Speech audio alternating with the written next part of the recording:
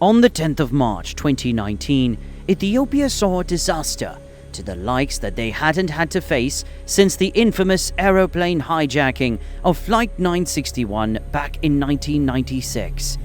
How does an incident go from a run-of-the-mill everyday flight to an absolute nightmare that was comparable to one of East Africa's most devastating terrorist attacks in just 6 minutes after takeoff? And who exactly is to blame for this unimaginable tragedy that unfolded on video for the whole world to see? It wasn't long before every single flight of this model ended up being anchored to the ground until every single facet of this incident could be investigated and torn apart for answers. Not one country on this planet was willing to fly the Boeing 737 MAX for nearly 2 years for fear that they'd be the next news headline. Here's the flight that brought the world and an entire new fleet to a standstill in just 6 minutes. But will it also be the flight that ends up bringing down one of the oldest, most powerful companies in the globe?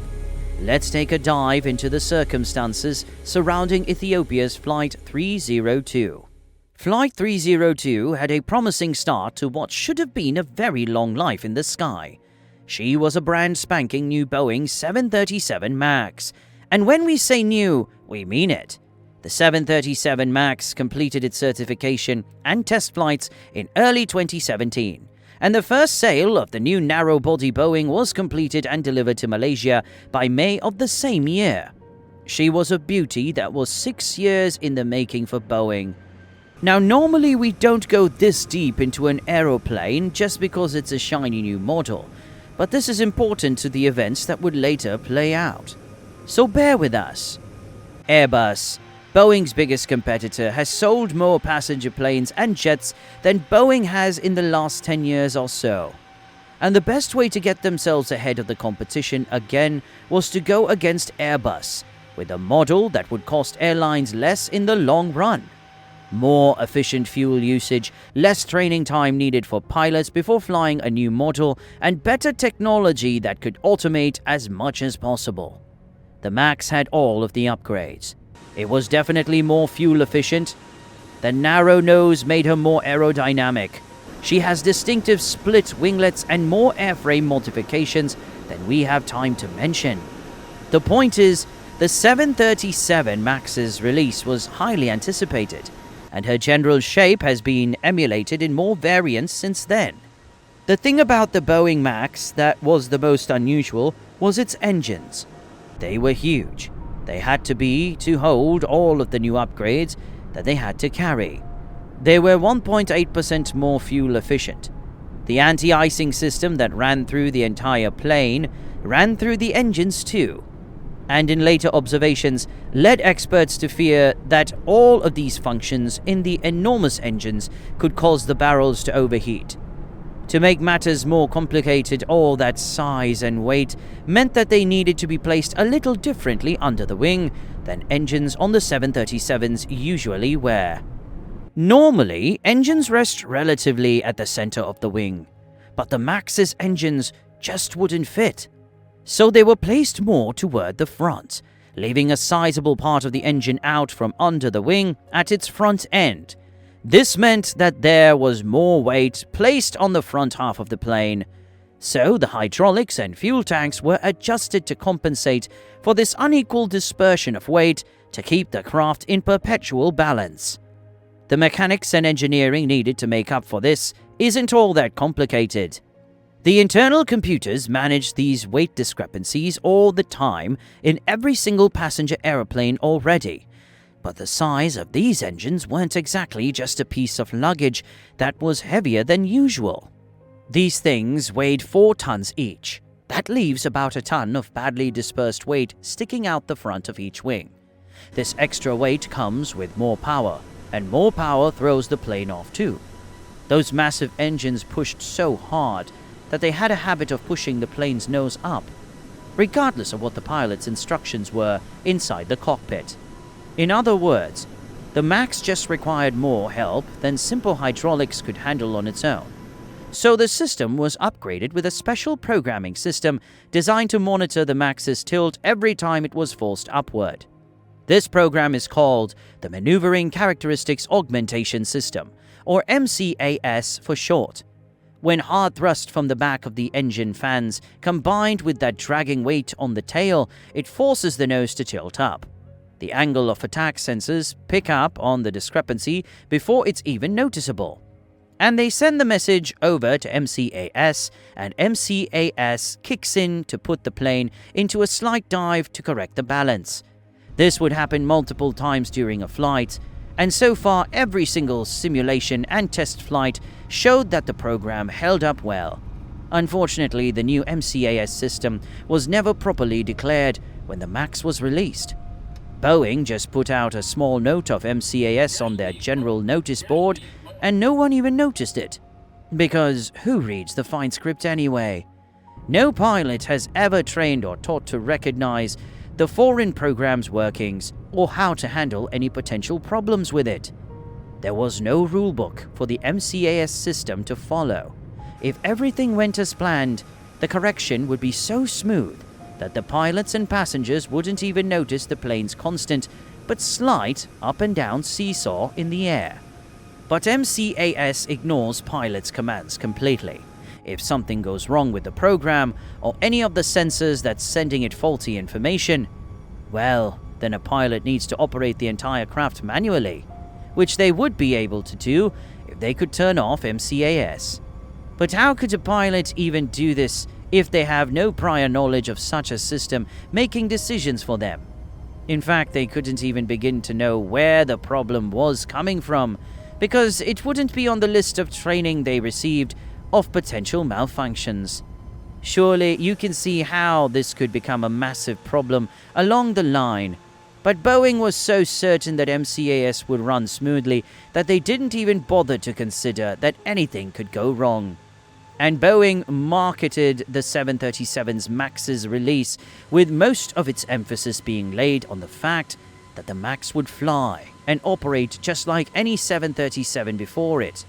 All of these new ultra-efficient systems that were now in place would be run automatically by all of the equally efficient computing power that matched the rest of this spectacular new release. There was no need to retrain pilots or maintenance teams. Every upgrade came without the need for extra training. And let's face it, they were more likely to sell these new planes if airliners didn't need to shell out extra time and money to send all of their pilots for training.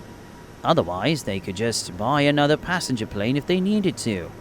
A little over a year after its grand release, the first 737 MAX went down.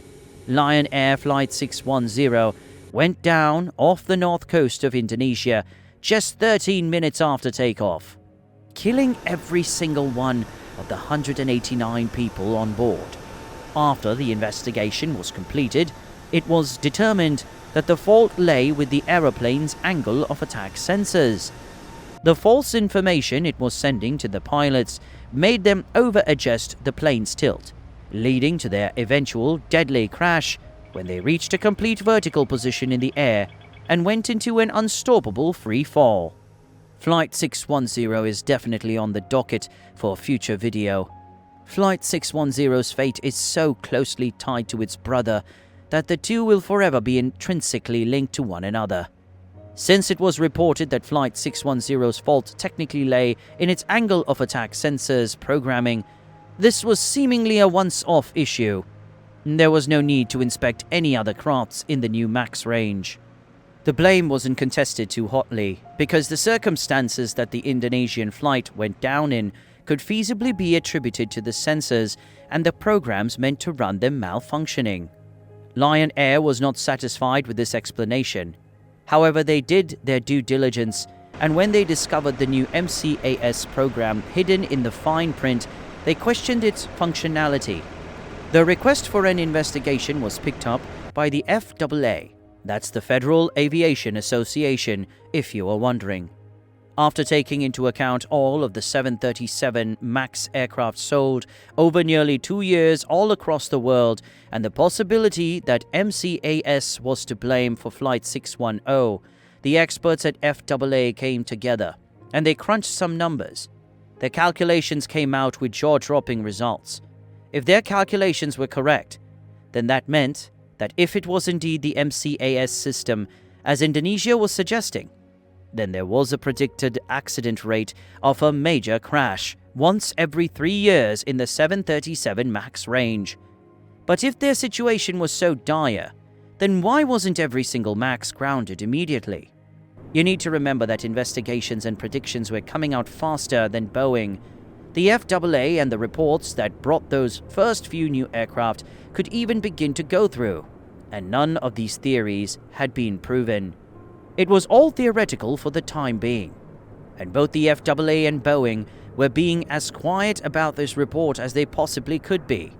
It's not like Boeing wasn't doing anything about the matter. They were gearing up to inspect every single one of the MAX line that had been sold since its debut. And such a big undertaking requires planning and organization. This wasn't going to be investigated overnight.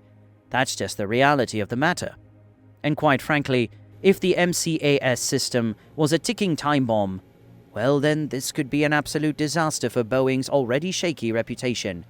They were going to go about their investigation with as much caution and discretion as they possibly could to spare the company any embarrassment if drastic measures needed to be taken. Even with Boeing's seemingly simple explanation, the aviation world was still on edge nonetheless. A brand new model shouldn't have these kind of problems. Just the fact that a programming issue could have been missed was worrisome in and of itself. Any new craft goes through the ringer before it's allowed in the air. Every aspect, inside and out, is run through with a fine-tooth comb. So how did this very simple diagnostic issue get overlooked then? And Indonesia's request to look into this new technology called MCAS was starting to make the rounds. It's almost like the world was waiting for something else to happen, for the proverbial pin to drop. That feeling of impending doom was spot on after all.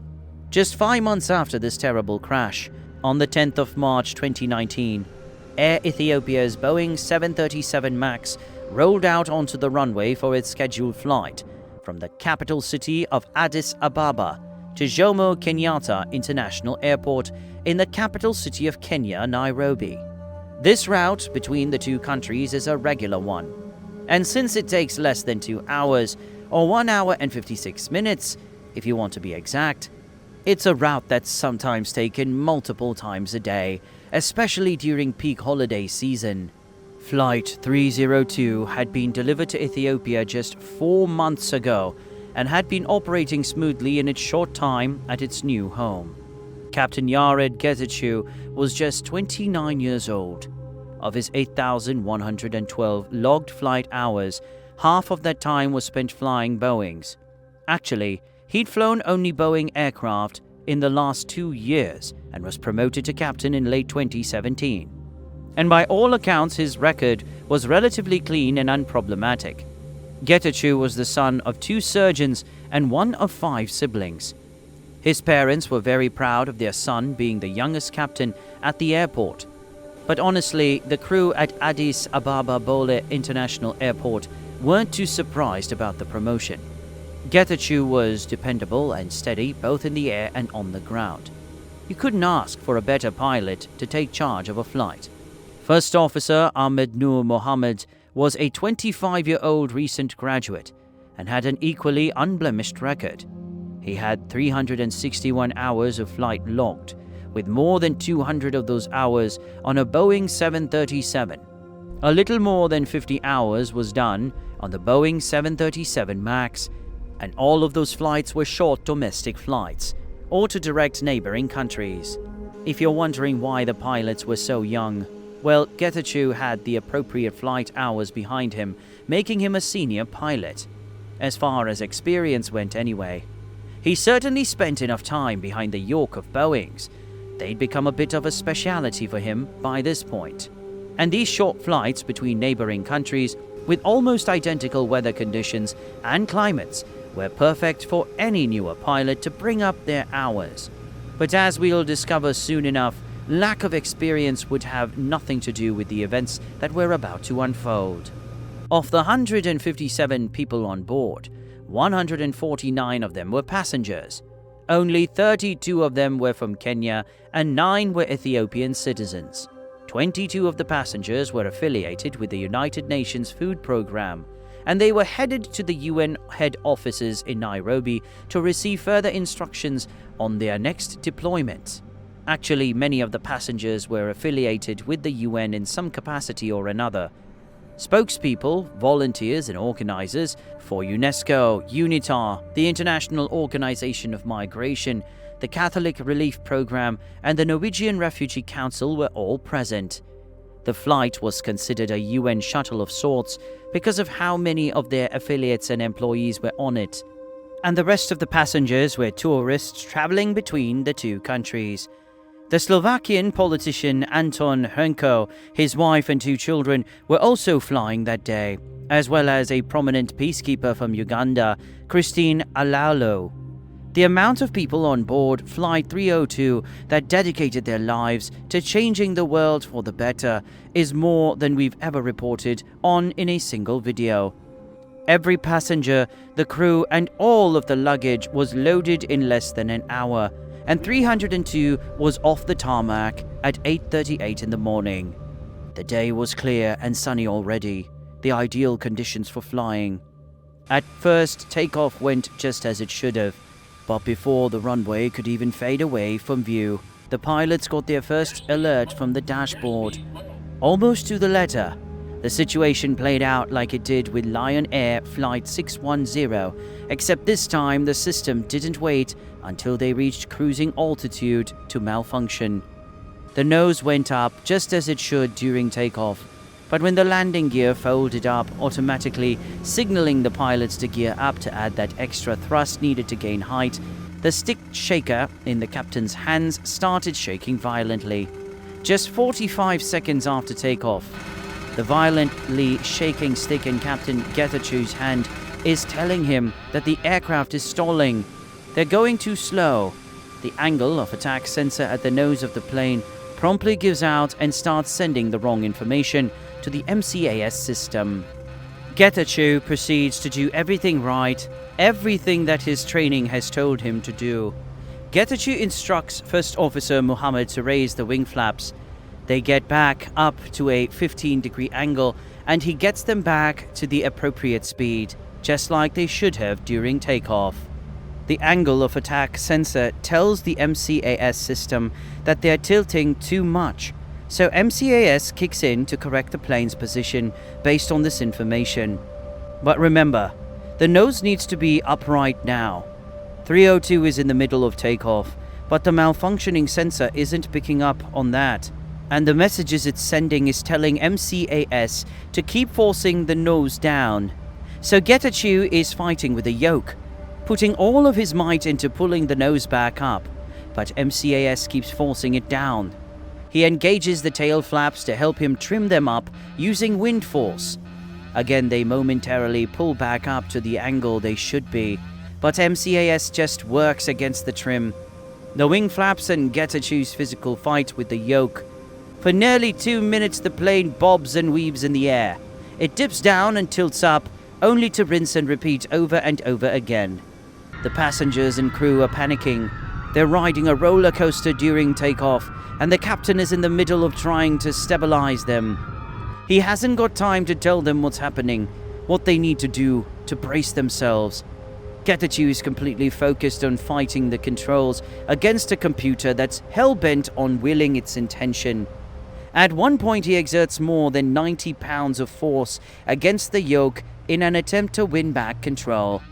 The yoke shaking is an indication that the plane is slowing down, so he keeps applying more thrust, and the sensors in front aren't telling him that he's actually going too fast.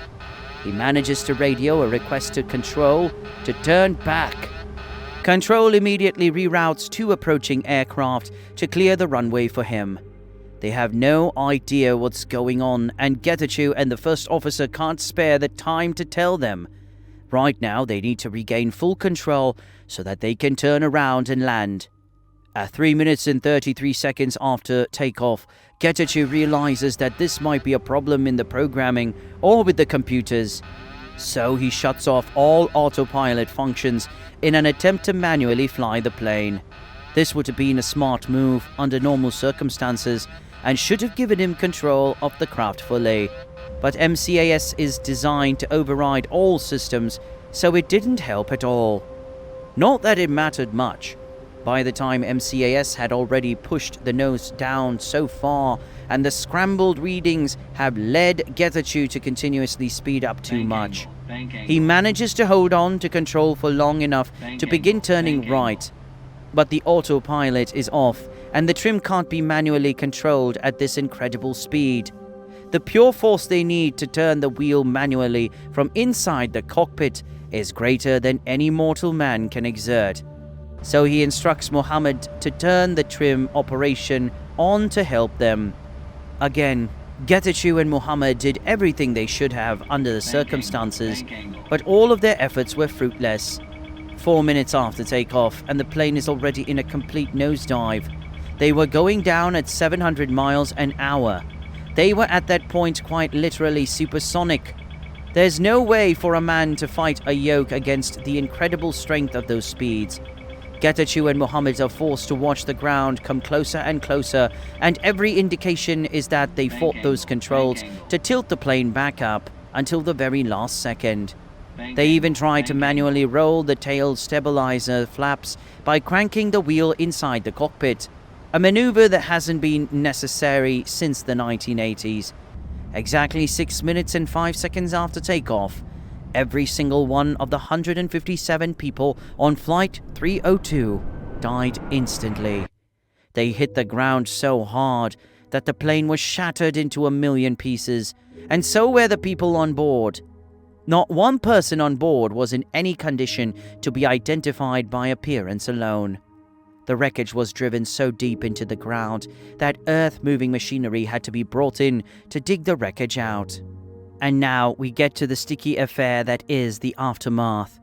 First, let's focus on what was done right, before we get into the mess that's been the investigation and lawsuits since then. Every single Boeing 737 MAX across the ground was grounded with immediate effect. And that's not because Boeing issued a warning. No. Word spread among the aviation community, who were already on edge about the circumstances of the same model of aeroplane that went down just a few months before. Everyone was aware of the suspicions by now, and when European airports took their 737 MAXs off the runway, everyone else followed suit. The Prime Minister of Ethiopia called every victim's family to offer his condolences, and did the same to every country that had a citizen on board the doomed flight. The Ethiopian Airlines CEO went out to the crash site himself to oversee excavations and personally confirm that there were no survivors. The Ethiopian Parliament declared March 11th a national day of mourning for the entire country, and many countries gave statements of shared grief for everyone affected. And Boeing? Well, they did make a public statement sharing their deepest condolences and made promises to investigate the crash. But their slow response, which received criticism at the time, makes it clear that they were trying to be as discreet about the results as possible. Now, we've always liked Boeing as a company on this channel. Throughout the years, they've always been known for sticking to the rules and going through sometimes ridiculous and time-consuming steps to ensure that their engines are running in tip-top shape. But ever since Airbus has come out as their main competitor, they've made some questionable decisions in recent times. Before we go on, we need to take a second to cover our backs here. Until the court cases and investigations are complete, everything you are about to hear is alleged. Our opinions are just that, opinions, based on personal thoughts and not based on proven evidence. At the time that you're seeing this video, all of the information that you are about to hear is completely fictional. Now that we have that out of the way, and hopefully kept ourselves out of potential hot water, let's get back to the story. It can't be denied that, in their haste to compete with Airbus, Boeing did a lot of things wrong. And when they realized that there was a potential issue with their new MCAS program, they definitely had enough time to do something about it if they hadn't been too scared to tarnish their reputation. Since the plane practically disintegrated, there wasn't much evidence left to go through. But they did have the flight data, and from what we can glean, If the angle of attack sensor did not malfunction when it did, then MCAS probably wouldn't have overcompensated. It was acting according to the information that it was getting after all. So it was doing what it was programmed to do. Boeing relied heavily on the fact that the sensor acted up first and that the pilots were not quite as experienced as they could have been. But they did come out with a training manual of what to do in the event that MCAS malfunctioned, basically stating to switch over to complete manual drive. And here's where things get messy. That attack angle sensor might have been enough to get Boeing out of taking responsibility for the crash if Flight 302 was the only flight that went down. But this was the second crash of the same model under almost identical circumstances. People were not going to overlook this anymore. Mass protests were organized, and the public as well as the Indonesian and Ethiopian governments were demanding answers. And when the United Nations jumped into the fray, this whole affair burst out into the stratosphere.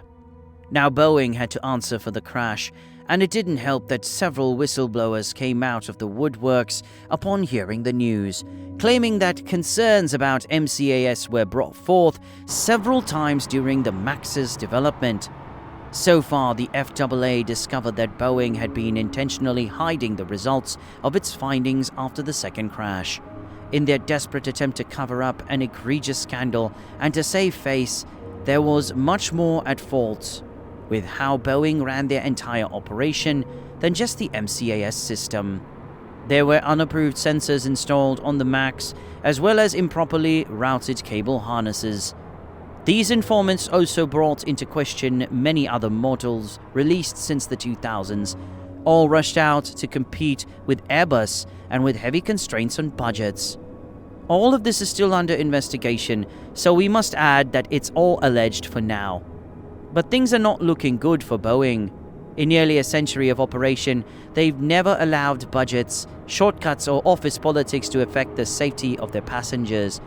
But now, with the very real possibility of being drowned out by another company who's making more sales annually than they are, they've fallen prey to their desperation to stay relevant. The entire MAX fleet was grounded for 20 months until every single one of those planes were inspected by outside contractors, and many of them were recalled or at least in some way altered to adhere to the proper standards. So when the MAX fleet went back up into the air, they went through so many inspections that you can rest assured that they are safe to fly now. The criticisms didn't just end with Boeing, however. The FAA was dragged into this too. The regulations and certification process was scrutinized and ripped apart. It's long been suspected that the FAA and Boeing were way too cozy with each other, and many are under the impression that this all but proves it. Unlike the MAX that crashed in Indonesia, the MCAS system was officially labeled as the main cause of the accident, not the attack angle sensor or pilot inexperience like Boeing tried to argue. The MCAS system is still in use, though only after heavy modifications that require it to come into effect after all of the attack angle sensors on a craft agree with each other. If the data that they send don't agree with one another exactly, then an error alert is sent out. Overriding the program is also done much more easily. Adequate training is now mandatory to operate MCAS for all pilots, and the program's ability to interfere with manual operation has been limited to the absolute minimum. And most importantly of all, no new model can get certified by just one governing body anymore. Every airline now has the right to get outside contractors to inspect planes before they buy them. This is a huge improvement. Anyone employed outside of the manufacturer won't be in danger of threats or coercion. They have no company loyalty or fear of losing their jobs if they don't approve of something. In other words, there's no incentive for them not to report on problems or concerns. Quite the opposite, actually. And the FAA has to inspect every single complaint and report that's sent to them. The legal side of things isn't over yet, and it's expected to go on for a few more years yet. Because this is no longer about Ethiopia's Flight 302. This is about every single aircraft that Boeing's manufactured in the last 20 years. Everything is being put under a microscope, from the hangars to the head offices and all of the upper management. Actually, Boeing's current legal matters would probably fill up a video all on its own. So drop us a line below if that kind of thing would interest you. We always appreciate our viewers' feedback, and the team here at the office are itching to get on it. That 6 minutes of airtime for Flight 302 cost the lives of 157 people, most of whom have done more good for mankind than most of us could ever dream of achieving. These men and women were willing to dedicate their lives to the betterment of their fellow man, and in a way they never stopped doing just that. Their deaths opened the floodgates. It unearthed a faulty program that definitely took the lives of at least 346 innocent people when you take Lion Air Flight 610 into account too. And their cataclysmic end brought about the extensive investigation that Boeing's been long overdue for decades now. Who knows how many hidden programs, unapproved sensors, or improperly installed wires we don't know about yet. If the leaked footage and photographs taken by the brave employees that have come forward are anything to go by, well then, this is going to end up more like a war than a court case. If even just half of the leaks are to be believed, Boeing has a lot of sins still hidden away in a tucked-away hangar somewhere, and only time will tell how many of those hasty decisions have led to disasters like Flight 302. How many lives at the expense of getting a one-up on the competition have there truly been?